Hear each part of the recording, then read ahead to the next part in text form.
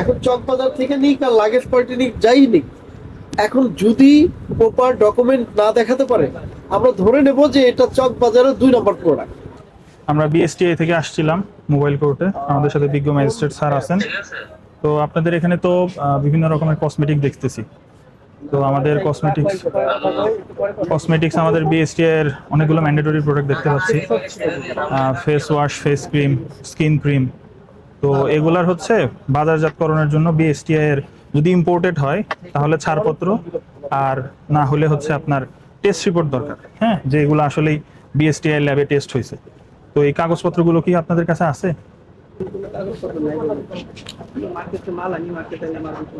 না, আমরা তো এই মার্কেটে আগেও অভিযান পরিচালনা করছি, তখন আমরা দেখাতে পারেননি, এবং এই মার্কেটের যে সভাপতি সেক্রেটারি সাহেব আছেন তাদেরকেও ইনফর্ম করা হয়েছিল যে ফার্দার যেন এগুলো রাখা হয়। তারপরে রাখেননি? কিন্তু মেইনটেইন তো করা উচিত, তাই না? এটা তো মানে বাংলাদেশ সরকারই হচ্ছে নির্ধারণ করে দিছে যে ম্যান্ডেটরি যে প্রোডাক্টগুলো আছে সেগুলো বিএসটিআই এর যে ল্যাবে গুণগত মানসম্মত কিনা এটা টেস্ট করে তারপরে বাজারে আসবে। ভোক্তার হাতে যাওয়ার আগে এটা নিশ্চিত হতে হবে যে এটা আসলে বাংলাদেশ স্ট্যান্ডার্ডের সাথে মানসম্পন্ন, মানে ইয়া করে। হ্যাঁ, না মানা হয় না, এটা তো তাহলে এক ধরনের অপরাধ, তাই না? না, এখানে প্রচুর আমরা প্রোডাক্ট দেখতে পাচ্ছি যেগুলো বিএসটিআই ম্যান্ডেটরি প্রোডাক্ট। আপনাদের কোনো কাগজপত্রই নেই? চক বাজার থেকে নিয়ে আসেন মানে ডিরেক্ট বলতেছেন? আমাদের হচ্ছে কিছু নিষিদ্ধ ক্রিমও আছে, নিষিদ্ধ ক্রিমও আপনারা বিক্রি করেন। এই যে কোডোমের ইয়াগুলো বের করেন দেখি, কোডোমো, কোডোমো ওই উপরে, এগুলো সবই ইম্পোর্টেড হয়। এটা কার্ড বা একটা মেমো দেন তো আপনাদের। না, কোনো ইম্পোর্টারের কোনো সিল নাই। ফেস ওয়াশও দেখতে পাচ্ছি নিচে, ফেস ওয়াশ গুলো, হ্যাঁ, এগুলোর কোনো ইম্পোর্টারের, স্যার এগুলো বেবি প্রোডাক্ট, এগুলো প্রত্যেকটাই স্যার মানে আমরা প্রতিনিয়তই হচ্ছে ছাড়পত্র দিচ্ছি, প্রতিনিয়তই।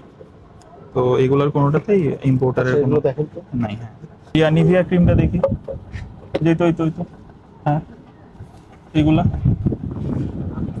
এগুলো চক বাজারে কিন্তু প্রচুর নকল পাওয়া যায় আর কি। এখন অথেন্টিক কিভাবে বুঝবো বলেন? এখানে কিন্তু কোনো না ইম্পোর্টারের কোনো সিল নাই। এটা ইম্পোর্টারের সিল ছাড়া আমরা, আপনিও যেমন বলতে পারবেন না অথেন্টিক, আমিও বলতে পারবো না, বুঝছেন? এটা আদৌ ল্যাবে টেস্ট হয়েছে কিনা আপনি কিভাবে বলবেন? আরো আছে ফেস ওয়াশ গুলো, নিভিয়া ক্লিন এন্ড ক্লিয়ার, এই যে ক্লিন এন্ড ক্লিয়ার। এখানে আপনার ম্যাক্সিমাম প্রোডাক্টই হচ্ছে আপনার ইম্পোর্টেড প্রোডাক্ট। আচ্ছা হ্যাঁ, এটাতে আছে ক্লিন এন্ড ক্লিয়ারে কোথায়? এগুলোতেও কিন্তু আপনার ইম্পোর্টারের যে ক্লিয়ারেন্স সার্টিফিকেট, ছাড়পত্র, এটা কিন্তু থাকার কথা। হ্যাঁ, পন্ডস এগুলো কি বাইরের নাকি?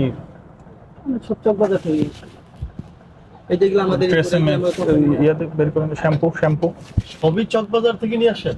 বেশিরভাগই চকবাজার থেকে নিয়ে আসি, যত কসমেটিক শ্যাম্পু মানে এখানে যা আছে সব চকবাজারে আমাদের মার্কেট থেকে নিয়ে আসি।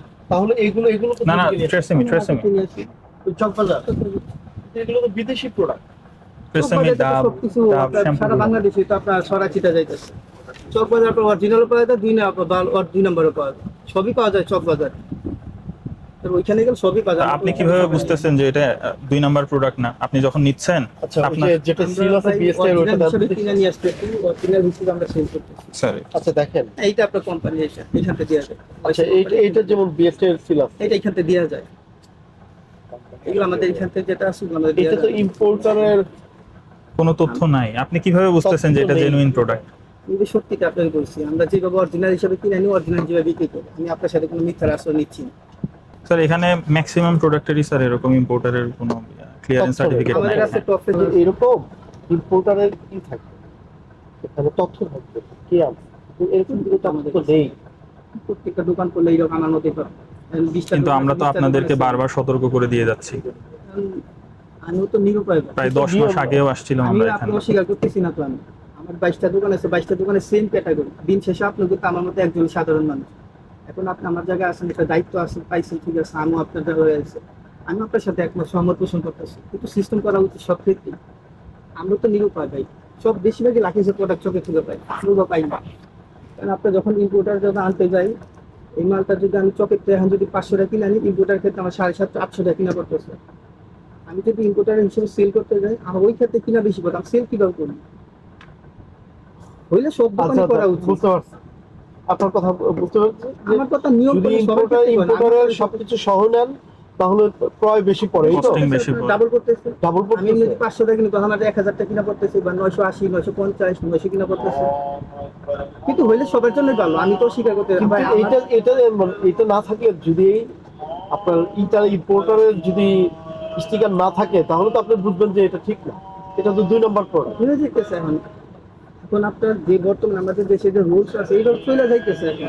আমি নিরুপায়, আমি তো পাইতেছি না অ্যাভেলেবল। আপনি আমার সাথে চকে চলেন, পাবেন না। আপনি 100টা দোকান করেন, হয় 3টা না, 4টা আপনি যেটা বলতেছেন সেটা ঠিক আছে, কিন্তু এটা কিন্তু বাংলাদেশের আইন অনুযায়ী অবৈধ কাজ হচ্ছে, হ্যাঁ, অপরাধ হচ্ছে এটা মূলত।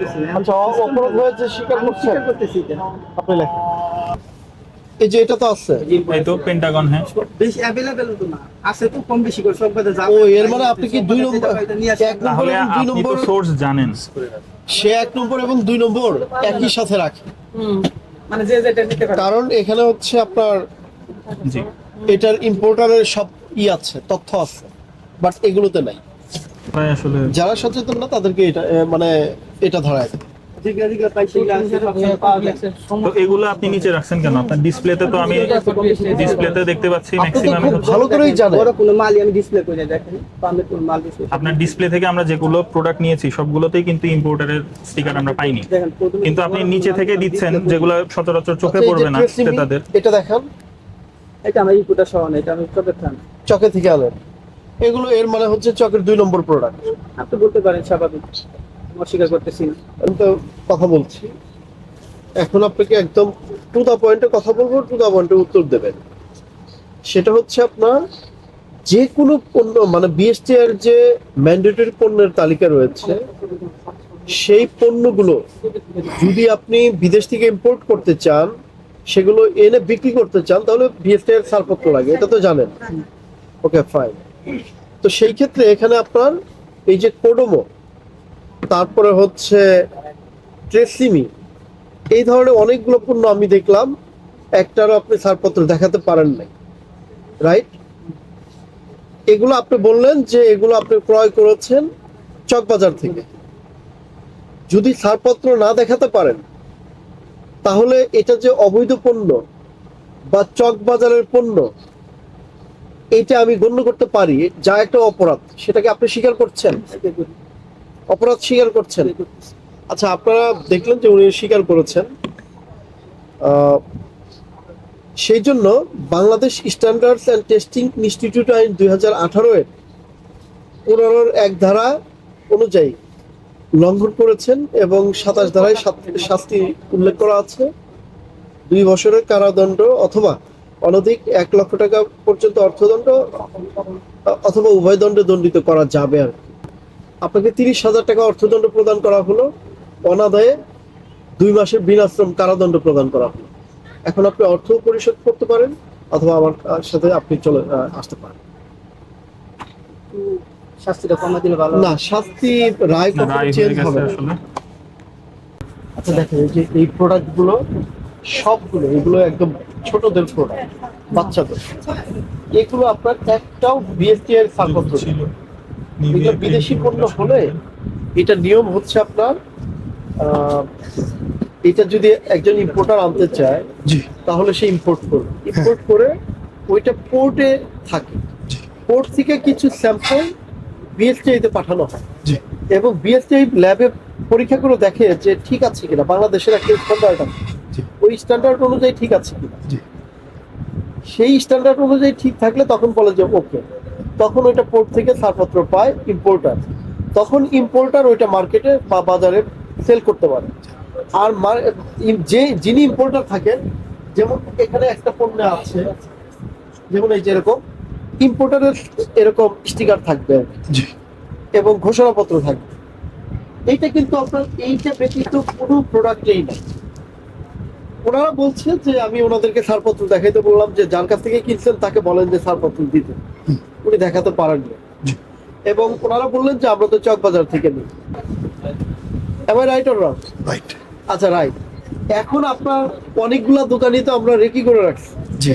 সবগুলো তো আপনাকে ডেকে আনার কারণ হচ্ছে আপনি ম্যানেজিং ডাইরেক্টর এই মার্কেটের।